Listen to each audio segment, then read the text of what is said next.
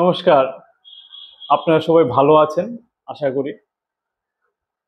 তোমরা ছেলেমেয়েরা খুব কনসেন্ট্রেশন করে আমার ক্লাসগুলি পড়াশোনা করছো, তাতে আমি অনেক খুশি। পড়াশোনা করে ভালো করে পড়াশোনা করো, ভালো করে পড়াশোনা করে কাজ পাও, এটাই আমি চাই ভগবানের কাছে। I am praying to God for you to get good job through my lecture or through my words, whatever I am giving these lessons or sharing my knowledge to you. I hope you will understand.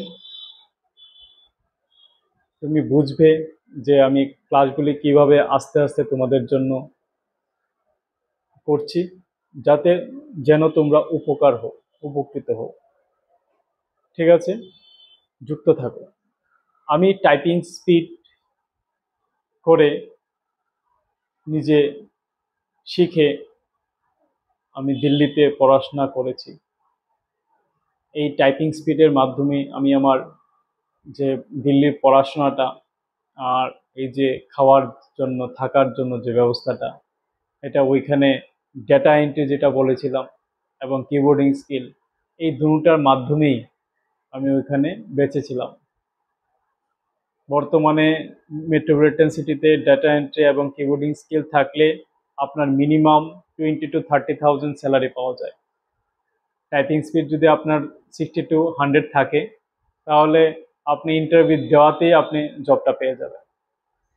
তো আশা রাখছি আপনারা এই স্কিলটাকে adopt করবেন এবং নিজের লাইফটাকে shine করবেন। ঠিক আছে, যুক্ত থাকুন। আমি বলছি, আমি কিছু রুলস তৈরি করেছি, যেগুলি আমার নিজের প্র্যাকটিসের মাধ্যমে আমি দেখেছি যে এইভাবে যদি টাইপিংটা করা যায়, তাহলে আপনি খুব অল্প সময়ে, খুব অল্প লেসনের মাধ্যমে আপনি টাইপিংটা অতি সহজে করে নিতে পারবেন। আর বিশেষ দেরি না করে চলো আমরা রুলসগুলি কি আছে দেখি। প্রথমত আমি একটা গল্প বলবো। গল্পটা আমি আমার সব স্টুডেন্টদেরকেই বলি। মহাভারতে এক শিষ্য ছিল, যার গুরু ছিলেন, কিন্তু গুরু জানতেন না যে ওনার শিষ্য আছে একজন।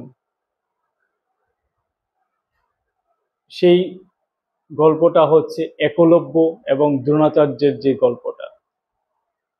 কারণ একলব্য উনি ক্ষত্রিয় বংশের ছিলেন না।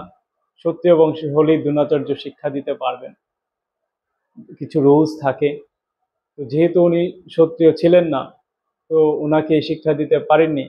কিন্তু একলব্য মনে মনে ওনাকেই গুরু মেনেছেন এবং ওনার প্রতিবিম্ব, মানে ওনার মূর্তি বানিয়ে, প্রতিমা বানিয়ে উনি ঘোর জঙ্গলে ওনার যেখানে অভ্যাস করতেন, অভ্যাস বর্গে উনি প্রচুর পরিশ্রম করেছেন গুরুর স্মরণ করে করে। এতটুকু উনি শিখে গেছেন যে শব্দবিধি বান মেরেছেন। কুকুরটাকে যখন শব্দবিধি বান মেরেছেন, তখন কুকুরটা বৃদ্ধ হয়নি, জাস্ট এরকমভাবে বানটা মেরেছেন, ওনার কুকুরটার মুখটা আঁক হয়ে গেছে, মানে তীরের মাধ্যমে, কিন্তু কুকুরটাকে কোনো আহত করেনি। এই যে কাজটা, এই এত দুর্দর্শী লেভেলের, এত মানে খুব ভালো ধনুর্বিদ যে হয়েছে এই ছদ্মবেশী শিষ্য অথবা এই অদৃশ্য গুরুর মাধ্যমে, যেনাকে মনে মনে কল্পনা করার মাধ্যমে তিনি শিখে গেছেন ধনুর্বিদ্যাটা, যেটা অর্জুনও শিখেননি। অর্জুনের সন্দেহ হয়ে গেছে কি দ্রোণাচার্য আমাকে না বলে ওনাকে লুকে লুকে শেখাতেন। তখন দ্রোণাচার্যের একটা প্রশ্ন এসে গেছিল যে উনি তো আমাকে গুরু বানিয়ে ওনাকে শিখে নিয়েছেন এই ধনুর্বিদ, তো ওনার থেকে তো আমার গুরু দক্ষিণা নিতে হবে। তো এই কৌশলে ওনার যেই দক্ষতা, এটাকে বন্ধ করে দিয়েছেন। দক্ষতাটা কি আছে যে উনি ভালো ধনুর্বিদ হয়ে গেছেন, অর্জুন থেকেও শ্রেষ্ঠ হয়ে গেছেন। তো অর্জুনকে তো শ্রেষ্ঠ বানানোর দ্রোণাচার্য প্রণ নিয়েছেন। তো এটা কিভাবে হবে?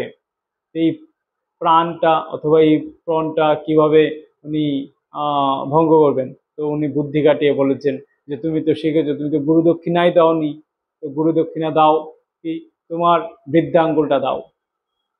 তো উনি ওনার বৃদ্ধাঙ্গুলটা কেটে দিয়ে দিয়েছেন। তো আমিও বলবো এই টাইপিং করতে গেলে আমার 10টা আঙ্গুল আছে, 10 ফিঙ্গার্স আছে, index finger, middle finger, ring finger, little finger and থাম ফিঙ্গার। তো এই 10টা আঙ্গুলের মধ্যে আমি 9টা আঙ্গুল ব্যবহার করব। এই লেফট হ্যান্ডের থাম ফিঙ্গার ব্যবহার করব না, বাকি 9টা আঙ্গুল ব্যবহার করব। বুঝতে পারছেন? নেক্সট ওয়েট করুন, একটু ওয়েট করুন, নেক্সট ক্লাসে আমরা দেখছি। তো আমরা শুধু এই ক্লাসটাতে দেখেছি যে আমরা 9টা ফিঙ্গার ইউজ করব। ঠিক আছে, নেক্সট ক্লাসে আমি বাকি কথাগুলি বলছি, একটু ওয়েট করুন। ঠিক আছে, ধৈর্য ধরে শুনুন। আপনি 100% কিবোর্ডিং স্কিল আপনার কাছে এসে যাবে আমার কথাগুলি যদি আপনি মানতে পারেন। নমস্কার।